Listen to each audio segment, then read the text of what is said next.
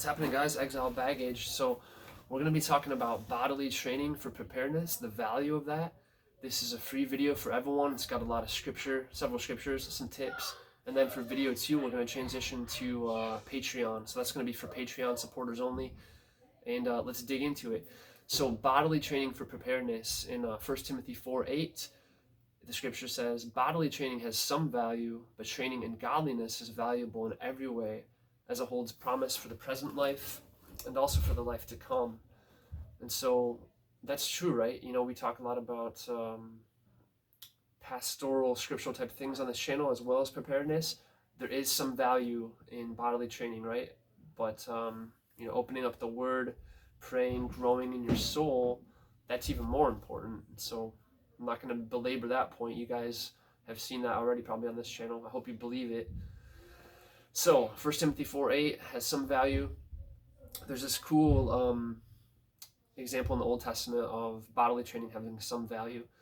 There's an older man named Caleb. Now, if you guys remember in Joshua, before they go and bust down Canaan, they do a reconnaissance mission. 12 spies go check out the land at the Lord's direction. 10 of them bring back a fearful, lack of faith, kind of cowardly report. But 2 of the guys are more hardcore. They realize they believe God, and they tell the people encouraging things. They're like, yeah, guys, it's intimidating. It's not going to be easy, but the Lord is with us. And those 2 men were Joshua and Caleb. So toward the end of his life, much later, Caleb was 40 during the reconnaissance mission, but 40 years later, he's 80, and he's talking about how he's done good for Israel. I can't remember if he's talking to Moses or Joshua, but he basically says, I'd like the land that was promised to me, and also he mentions the fact that I'm just as strong as I was back then. I'm as strong, and my vision hasn't as faded. So guys, imagine an 80-year-old who's still in really good shape and just as strong as he was when he was 40. These days we laugh and we're like, man, sometimes the 40-year-old looks like Peter Griffin, but that wasn't Caleb, not when he was 40 and not when he was 80. We're going to talk about that a little bit later. Peter Griffin versus Maximus, probably.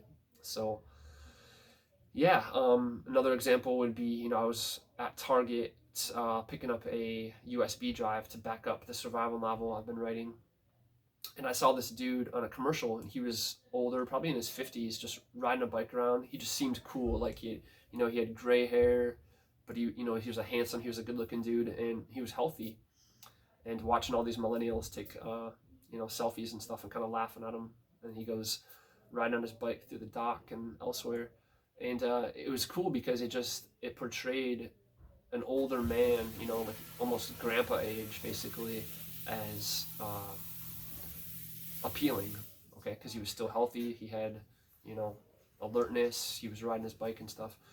So that's a valuable thing, right? We want that, whether we're 20, whether you guys are 50 watching this. That's something that can be cultivated. And there's a lot of reasons for that, because in Song of Solomon, chapter 5, 10-16, it talks about these married lovers. They're really into each other, guys. And I don't think that needs to fade over time, that attraction. The body does break down, but we can still seek to cultivate, right? Not to settle for Peter Griffin or the female version of Peter Griffin, but to strive toward like the Maximus type, right? The one who is strong, noble-minded. He looks out for his people. He's alert. He's got that warrior mentality. And so again, Caleb, the guy from the commercial, Maximus, bodily training has some value. And in Song of Solomon, these people are excited about each other. This married couple, they're very excited. They're visually appealing to each other. They want to spend time together. They like to go on vacation together. It talks about, and then even visually, the man will look at his wife and be like, my beloved, your eyes are like doves. Your cheeks are like, myrrh mixed with cinnamon and things like that. So there's scent, there's visual appeal. And she looks at him and says, my beloved is strong and ruddy. He's handsome. His arms are like, jewels bedecked with gold. His legs are like alabaster columns. I'm probably misquoting it, but go ahead and check out Song of Solomon chapter 5. It has this sense of like they're excited about each other. They're appealing. There's strength for the man. There's feminine beauty for the woman. It's good stuff. It's good things to cultivate. So good for the marriage. Good for health, obviously. You're going to do everything better. Some people quote, You know, if you lift weights consistently, you can add 20% to your lifespan. So if you would normally have lived till 60, you live till 75, 72, I guess, something like that. So you guys can research the statistics on that. I don't really fully understand that. How about the value of health for your children, right? Not only for yourself, for your marriage, for your children. Are you going to be more likely to wrestle your boys, to be alert and counsel them, your boys and your daughters? If you're healthy, like Maximus style, or if you're like Peter Griffin, we know physical health, a lack of it tends to go with like laziness, tiredness, wanting to watch TV and just chill, versus if you're working out, you're going to have more an active mind, body and spirit, eating healthy, working out, etc.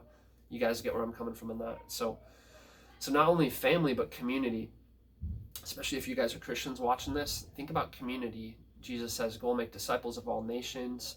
I want you to seek the welfare of the city where I've sent you into exile, it says in Jeremiah. So if somebody goes out, especially as a Christian, they go out in the community, they're going to the grocery store, they're going to the hardware store, and they look like a Peter Griffin, people can tell they're married, maybe they have their wife or kids with them. What's going to be more appealing to younger people for the sake of the cause of marriage, which is hugely important in the Christian life, getting married, and if you are married, especially having children? What's going to be more appealing to young people who are 16 to 25, if they see like a Peter Griffin with a family or like a Maximus? I'm not trying to make anyone feel bad, but we do have a ripple effect in the community, guys, with everything we do, the way we speak, act, dress, our health, our spiritual and physical health.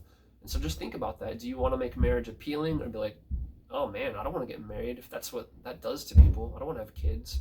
So think about it, guys. I'm just listing up a stack of reasons to pursue health, in particular physical health, for this video. So again, family, community, that's basically it. That's all I got for you guys. We talked about 1 Timothy 4:8. We talked about Song of Solomon. We talked about Caleb from the Old Testament. Be strong in the Lord and the strength of his might. That's mainly a spiritual thing, but it's got physical stuff, right? If we're training physically, which has some value, it's going to help teach us the value of the spiritual training, right? The ideas of warfare, strength, endurance, perseverance, training. This helps us understand that better. So, guys, we're going to head over to Patreon. Supporters only. We'll get video too. I hope you've been blessed by this. And please check me out. It's www.patreon.com/exile baggage. I'll put that link in the description. So for those of you who want to join us in video 2, please join up. We'll see you over there. Guys, remember to fear, wage war, and pack up. All right, Patreon supporters, see you over there. God bless.